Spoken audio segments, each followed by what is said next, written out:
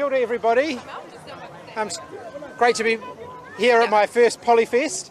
I'm happy to go straight into questions if you like, but you'll have to be quite loud because there's obviously a lot of background noise. Minister, last year when you were police minister, you floated the idea of changing the law to allow police to photograph and fingerprint young people in ways that were severely criticised by the Joint Watchdog investigation. Has there been any progress on law change? Have you asked officials to draft things up? The police have been working really closely with the Privacy Commission to make sure that the findings of their report, which were critical of the police past practice, were taken on board, but not in a way that stopped the police doing the job that we expect them to do. The advice that I had at the end of last year, I haven't had anything this year, is that the police and the Privacy Commission had made really good progress in making sure that they're stopping the practice that was criticised, but that they're still able to do their jobs. I've been very clear from the beginning that there were some of the practices that police were previously using that they shouldn't have been using, but the concern was that the report may have gone too far and therefore stopped police doing what is their core day-to-day work. The conversations between the police and the Privacy Commissioner, I think, are ironing out those issues, and at the moment it looks like we're not going to need to make a law change in order to get back to a sensible position.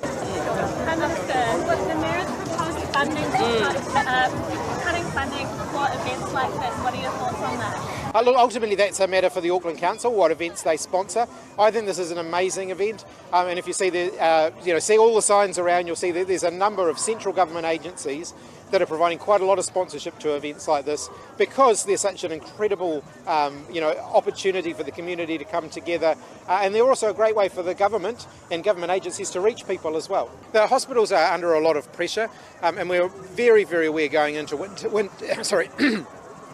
we're very aware going into winter that they're likely to face more pressure.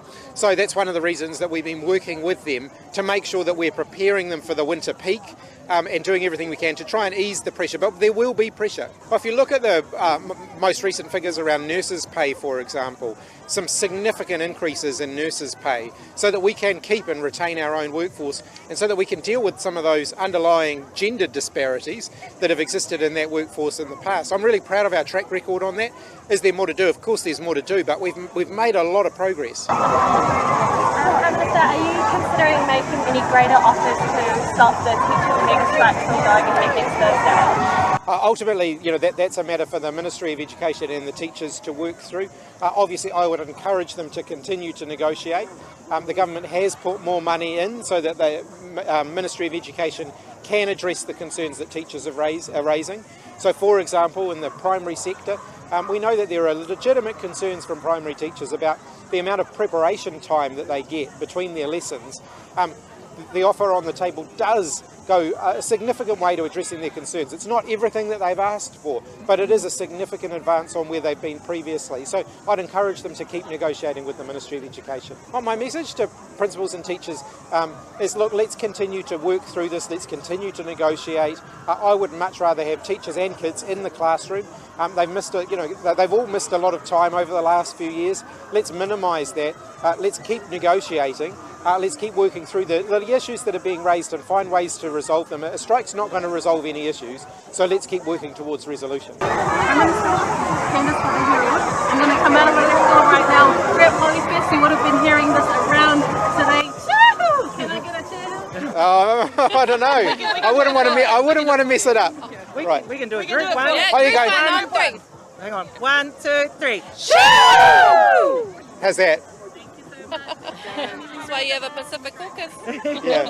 Minister, just on the working holiday scheme, visa changes that you announced this morning, why have these changes been brought? This is fantastic news for Kiwis who want to go and spend some time in the UK and do their working holiday. They'll now be able to go for longer, earn more money and enjoy all of what the Northern Hemisphere has to offer. But it's also great news for Kiwis and Kiwi businesses too, because a lot of our businesses attract workers from the UK who come here on working holiday visas. They're now going to be able to work for up to 3 years instead of just 1 year. That's going to be great news for those businesses. So this is a win-win for both of our countries. It's a great opportunity for Kiwis who want to get some OE experience, but also a great opportunity for young people from the UK to come here and enjoy all of what New Zealand has to offer and contribute to our workforce in the meantime. We've already got a lot of working holiday visa holders coming from the UK to New Zealand. There's an opportunity opportunity for some of those who are currently here now on a working holiday visa from the UK to extend the amount of time that they're here and to extend the amount of work that they can do while they're here. We've already got shortages even with them here though, don't we? Oh, and this is an opportunity for us to attract more. The cap that we've set on working holiday visas from the UK is higher than the number that we've had in the past. So it is an opportunity for us to bring more in.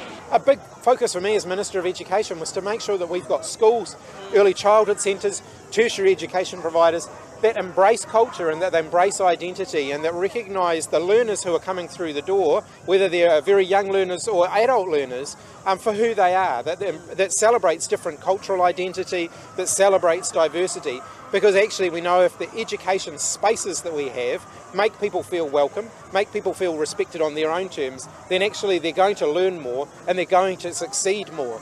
That's been a big focus for us. We're not done yet. We've still got work to do in that area. But again, I think we're making some great progress.